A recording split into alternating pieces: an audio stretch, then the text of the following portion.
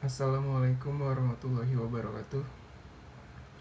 Kembali lagi bersama saya Muhammad Ilham, mahasiswa ilmu politik angkatan 2020, kelas G, Fakultas Ilmu Sosial dan Ilmu Politik, Universitas Muhammadiyah Jakarta.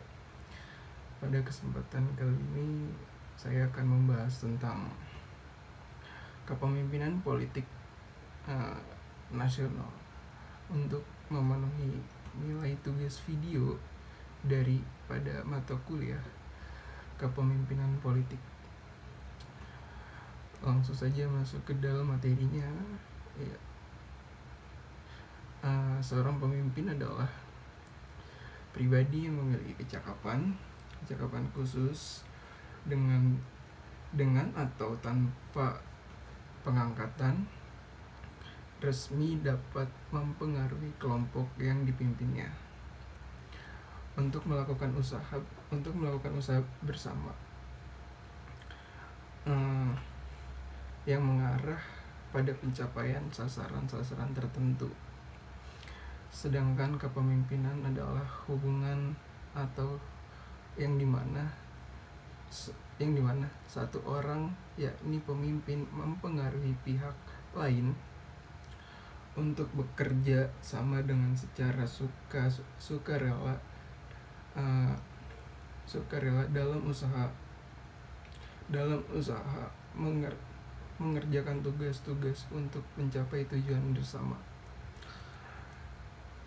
Tujuan nasional merupakan pedoman bagi penyelenggara pemerintahan, yakni mewujudkan atau melindungi segenap bangsa Indonesia dan seluruh tumpah darah Indonesia, dan untuk memajukan kesejahteraan umum, mencerdaskan kehidupan bangsa, dan ikut melaksanakan ketertiban dunia yang berdasarkan perdamaian abadi, kemerdekaan dan keadilan sosial yang terbentuk dalam Undang-Undang Negara Republik Indonesia tahun 1945 alinea keempat.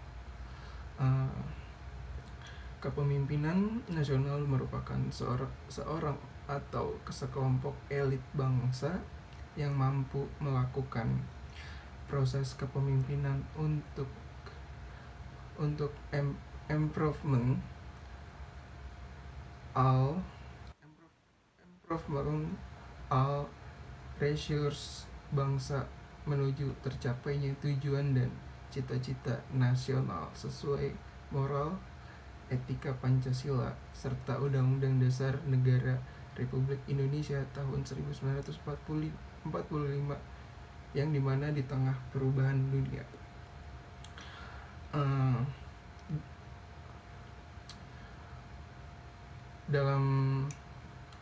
dalam etika Pancasila juga merujuk pada kepemimpinan nasional yang menjadi salah satu faktor strategis dan untuk menentukan dalam proses pembangunan nasional serta penyelesaiannya yang pada dasarnya masalah bangsa yang meliputi kepemimpinan eksekutif, legislatif, dan yudikatif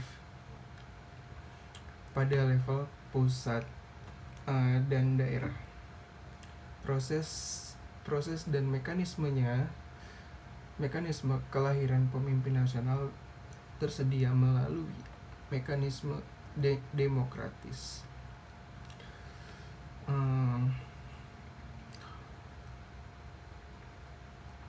Pada dasarnya juga kepemimpinan demokratis yang sudah berjalan secara teratur di Indonesia dalam proses pemilihan umum atau pemilu ataupun pemilihan kepala daerah atau pilkada. Prospek kepemimpinan nasional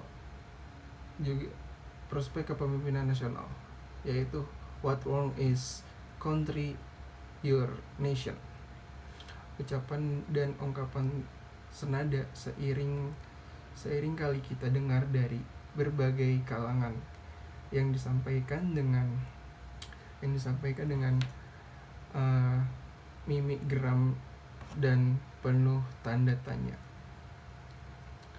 Entah kapan ungkapan tersebut akan mendapat jawaban yang menyejukkan. Tidak hanya sekedar retorika atau tebar pesona, namun tetap menunjukkan adanya ketimpangan antara harapan dan kenyataan. Artinya ada masalah krusial yang sedang dihadapi oleh bangsa Indonesia, seperti gejolak politik, supremasi hukum dan distribusi sumber daya, berbagai intervensi jawaban seiring bermunculan yang disuarakan melalui berbagai media. Namun masih sedikit elemen masyarakat yang menyoroti sejauh mana peran pemimpin maupun kualitas kepemimpinan yang memiliki prospek kepemimpinan nasional sebagai salah satu alternatif dalam mengelaborasikan jawaban dari pertanyaan itu.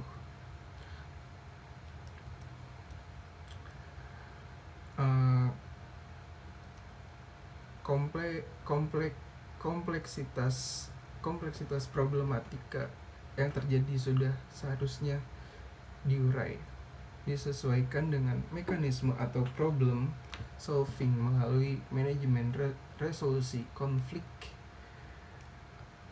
karena dapat dihentikan dengan konflik kepentingan politik atau kekuasaan, ekonomi atau sumber daya, sosial budaya atau primordialisme dan supremasi hukum.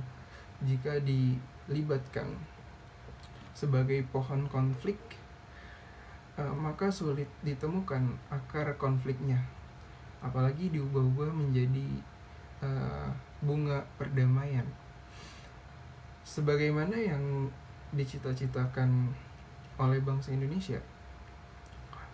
Damai dalam pengertian nyaman, berkualitas dan berkreasi serta semangat kebinekaan dalam NKRI. Masalah sentral nasionalisme seperti bagaimana mengelola atau mentransformasikan perselisihan primordial yang berkaitan dengan identitas sehingga menggeser kebanggaan nasionalisme ke arah kebanggaan etnonasionalisme yang terjadi, yaitu mobilisasi antar kelompok oleh satu pihak yang menuju pada kontra mobilisasi yang mereka anggap sebagai lawan, akan mengarah pada penyimpangan bentuk-bentuk diskusi keteraturan politik sesuai dengan mekanisme demokrasi. Karena demokrasi dapat menyediakan fondasi untuk membangun penyelesaian yang efektif dan awet bagi kepentingan jangka panjang negara.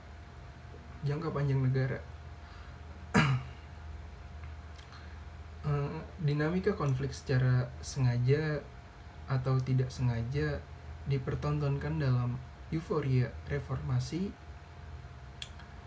merupakan sebuah ekspresi heterogenitas kepentingan, nilai dan keyakinan yang muncul sebagai formasi baru akibat adanya perubahan.